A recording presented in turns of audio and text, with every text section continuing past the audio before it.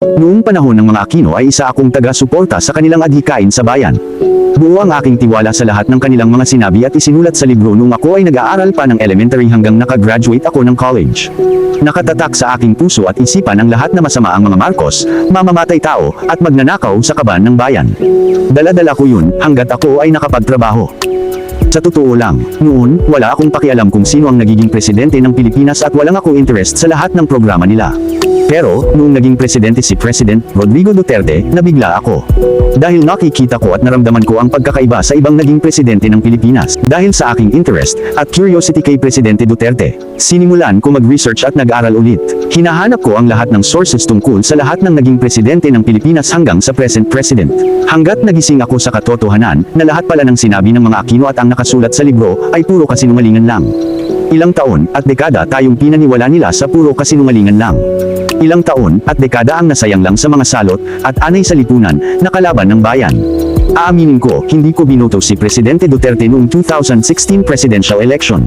Pero noong nakikita ko ang pagbabago ng Pilipinas, inilaan ko ang buong suporta sa kanyang administration. Nakipaglaban ako at pinagtatanggol ko si Presidente Duterte sa lahat ng bumabati ko sa kanyang administration, sa lahat ng oras at panahon na walang anumang kapalit na kabayaran.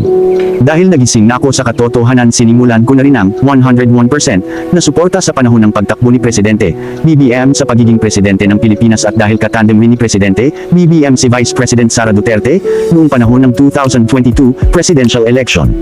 Nagpapasalamat ako kay Presidente Rodrigo Duterte dahil binuksan niya ang aking mga mata at nagising ako sa katotohanan at bumabalik ang tiwala ko sa mga Marcos family.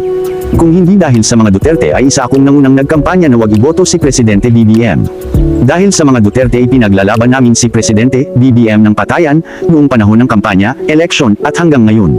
Na walang anumang kapalit na kabayaran. Ang bukod tanging hangad ko lang ay tahimik na buhay, safe ang pamilya, at maunlad na bansang Pilipinas. Ikaw, kayong lahat, anong gusto mong iparating sa ating mahal na Presidente ng Pilipinas, na si President BBM? Ano ang nais mo o hangad mo sa bansang Pilipinas? Pilipinas at mga minamahal kong taong bayan, mari po kayong mag-comment sa baba. Ang inyong komento, reaction at suggestions ay lubos namin kinatutuwa. Sa pamamagitan ng inyong komento, reaction, at suggestions ay nagkakaroon tayo ng pagkakaisa para ipaglaban ang ating mga karapatan. Paki-share ang video ito para aware ang lahat ng taong bayan.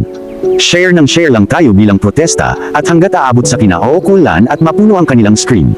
Huwag mong kalimutang mag-subscribe sa YouTube channel, Partneil TV channel, at Partneil TV channel 2. And follow my FB account, Twitter, Instagram, at TikTok.